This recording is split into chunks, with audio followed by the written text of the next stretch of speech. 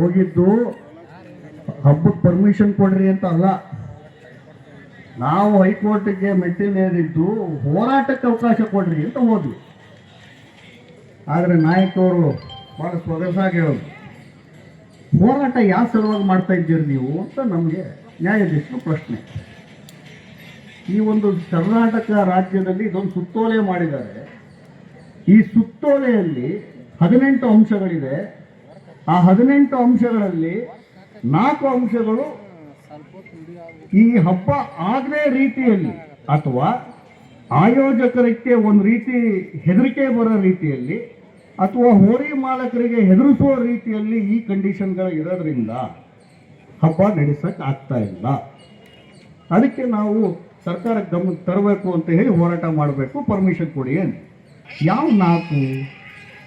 ಆ 4 ಯಾವಾಗ ನಾವು ಕೋರ್ಟ್ ಮುಂದೆ ತೋರಿಸಿದ್ವೋ ಅದನ್ನ ಕಾನೂನು ವಿರುದ್ಧವಾಗಿರುವಂಥ 4 ಅಂಶಗಳನ್ನ ನಾನು ಹೈಕೋರ್ಟಲ್ಲೇ ಸರಿ ಮಾಡಿಕೊಡುವಾಗ ನೀವ್ಯಾಕೆ ಹೋರಾಟಕ್ಕೆ ಇಳಿತೀರಿ?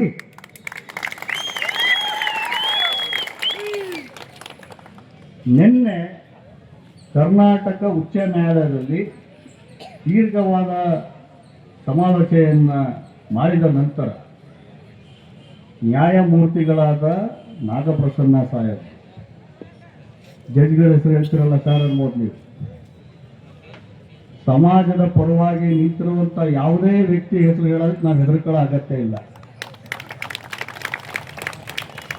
ನ್ಯಾಯಮೂರ್ತಿಗಳಾದ ನಾಗಪ್ರಸನ್ನ ಅವರು ಜಲ್ಲಿಕಟ್ಟನ್ನು ಯಾವ ರೀತಿ ಪುನಃ ಅದನ್ನು ಆ ಶ್ರೇಷ್ಠ ಮಟ್ಟಕ್ಕೆ ತಗೊಂಡು ಹೋದ್ರು ತಮಿಳುನಾಡು ಅವರು, ಹೋರಿ ಹಬ್ಬಕ್ಕೂ ಕೂಡ ಅದೇ ಮಾನ್ಯತೆ ಸಿಗುವ ಸಲುವಾಗಿ ಈ ಅಂಶಗಳನ್ನು ಇಲ್ಲೇ ಸರಿ ಮಾಡಿ ಕಾನೂನಿನ ಚೌಕಟ್ಟು ಒಳಗೆ ಯಾವುದೇ ತೊಂದರೆ ಆಗದೆ ಹಬ್ಬಗಳು ಪುನರಾರಂಭ ಆಗಬೇಕು ಅಂತ ಹೇಳಿ ನಿನ್ನೆ ಆದೇಶ ಮಾಡಿದರು.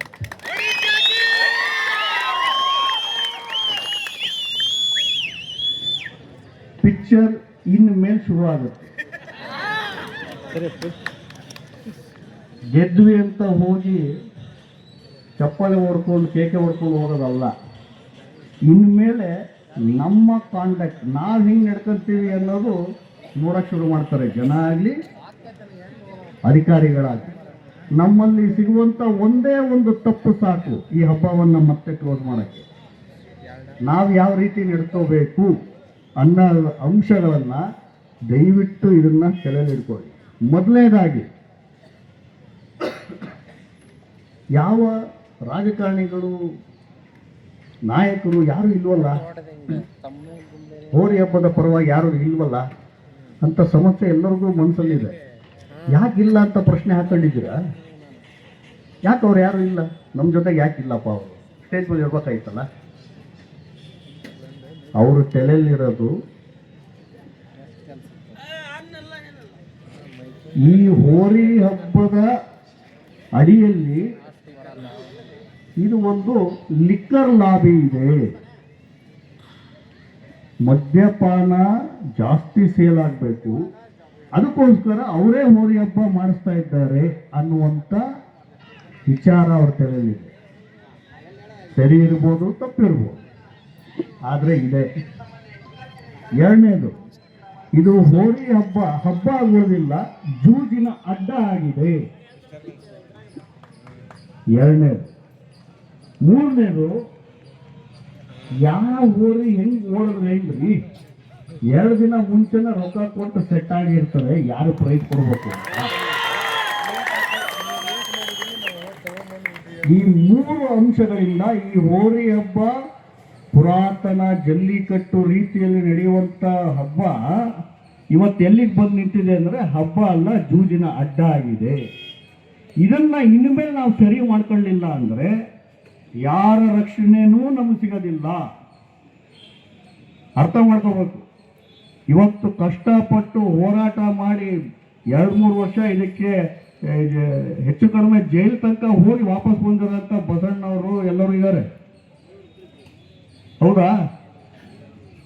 ಇದನ್ನ ಸಕ್ಸಸ್ ನೆಕ್ಸ್ಟ್ ನಡೆಸೋದು ನಿಮ್ಮ ಕೈಯಲ್ಲಿದೆ. ಇದು ಒಂದೇ ಒಂದು ಕ್ರೀಡೆ, ಬೇರೆ ಎಲ್ಲ ಪಿಕ್ಚರ್ ನೋಡ್ತೀವಿ, ಎಲ್ಲ ಕಲಾ ನಾಯಕರು ಎಲ್ಲ ಬರ್ತಾರೆ, ಸ್ಟಾರ್ಗಳು ಬಂದಿದ್ರಪ್ಪ, ಶಾರುಖ್ ಖಾನ್ ಬಂದಿದ್ರು, ಕಿಚ್ಚ ಸುದೀಪ್ ಬಂದಿದ್ದ ಅಂತೆಲ್ಲ ಮಾತಾಡ್ತೀವಿ. ಹೌದಾ? ಅವರ ಪ್ರತಿಭೆಯಿಂದ ಅವರ ಹೆಸರು. ಇದು ಒಂದೇ ಕ್ರೀಡೆ. NTC ಅಂದ ತಕ್ಷಣ ಮುತ್ತಣ್ಣ ಅಂತ ಎಲ್ಲ ಚಪ್ಪಾಳೆ ಹೊಡಿತೀರ ಇಲ್ಲ? ಬಸಣ್ಣನಿಂದ ಹಿಡಿದು ಆ ಬಸವಣ್ಣನಿಂದ ಕೃಪೆಯಿಂದ ಮುತ್ತಣ್ಣ ಇವತ್ತು ಸ್ಟಾರ್ ಆಗಿದೆ. ಒಪ್ಕೋಬೇಕಿದು. ಆ ಬಸವಣ್ಣನಿಗೆ ಕನಿಷ್ಠವಾದ ಗೌರವ ನಾವು ಸಲ್ಲಿಸಬೇಕು ಅಂದ್ರೆ ಈ ಹೋರಿ ಹಬ್ಬದ ರೀತಿಯಲ್ಲೇ ನೆಟ್ಕೊಂಡು ಹೋಗ್ಬೇಕು. ಇದನ್ನ ನೀವು ದಯವಿಟ್ಟು ಇಲ್ಲಿ ಬಂದಿರೋರೆಲ್ಲ ಶಪಥ ಮಾಡಬೇಕು. ಯಾರ ಸ್ವಲ್ಪ ಆಚೆ ಈಚೆ ಹೋದ್ರೆ ಅವ್ರನ್ನ ಬಡಿದು ಮತ್ತೆ ಲೈನಿಗೆ ತರಬೇಕು. ಇದು ನಿಮ್ಮ ಕರ್ತವ್ಯ. ನಾನು ಮಾಡಿರೋ ತೃಣ ಮಾತ್ರ. ನನ್ನನ್ನು ದೊಡ್ಡ ಸ್ಟಾರ್ ಆಗಿ ದಯವಿಟ್ಟು ಮಾಡಕ್ಕೆ ಹೋಗಬೇಡಿ. ನನ್ನ ಕೆಲಸ ಎಷ್ಟಿತ್ತು, ನನ್ನ ಈ ಹೋರಾಟಕ್ಕೆ ಸೇವೆ ಎಷ್ಟಿತ್ತು ಅಷ್ಟು ನಾನು ಮಾಡಿದ್ದೇನೆ.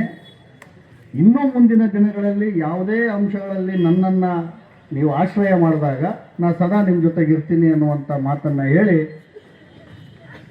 ನನ್ನ ಈ ಹೆಜ್ಜೆಗೆ ನೀವು ಹೆಜ್ಜೆ ಕೊಟ್ಟಿದ್ದೀರಿ ಹಾಗೂ ನಿಮ್ಮ ಹೆಜ್ಜೆಗೆ ನಾನು ಹೆಜ್ಜೆ ಕೊಡ್ತೀನಿ ಅನ್ನುವಂಥ ಮಾತನ್ನು ಹೇಳಿ ನನ್ನ ಮಾತುಗಳಿಗೆ ವಿರಾಮ ಇಡ್ತೀನಿ. ಜೈ ಹೋರಿ ಹಬ್ಬ. ಇಲ್ಲಿವರೆಗೂ ಹೋರಾಟದ ಹಾದಿಯನ್ನ, ಹಬ್ಬದ ಹಾದಿಯನ್ನ ಬಹಳ ಸುಗಮವಾಗಿ ಮಾತನಾಡಿ ಎಲ್ಲರ ಮೆಚ್ಚುಗೆಯನ್ನ ಪಡೆದಂತ ನಮ್ಮ ಸಂದೀಪ್ ಪಾಟೀಲ್ ಸರ್ ಈ ಕಾರ್ಯಕ್ರಮ ಪರವಾಗಿ, ನಮ್ಮೆಲ್ಲರ ಪರವಾಗಿ, ಹೋರಿ ಹಬ್ಬದ ಪರವಾಗಿ ಹೃತ್ಪೂರ್ವಕ ಅಭಿನಂದನೆ ಸಲ್ಲಿಸುತ್ತೇನೆ ಅವರಿಗೆ. ಈಗ ನಮ್ಮ ಹಾವೇರಿ ಹೋರಿ ಹಬ್ಬದ ಎಲ್ಲ ವಿಡಿಯೋಗಳಾಗಿ ಹೋರಿ ಹಬ್ಬದ ಹೋರಾಟಗಾರರು ಏನೇನು ಮಾತಾಡಿದ್ದಾರೆ ಎಲ್ಲ ಯೂಟ್ಯೂಬ್ನಲ್ಲಿ ಚಾನಲ್ ಇದೆ. ಹೋಗಿ ನೋಡಿ, ಲೈಕ್ ಮಾಡಿ, ಶೇರ್ ಮಾಡಿ, ನಮ್ಮ ಚಾನಲ್ ಸಬ್ಸ್ಕ್ರೈಬ್ ಮಾಡಿ ಎಂದು ಕೇಳ್ಕೊಳ್ತೀನಿ.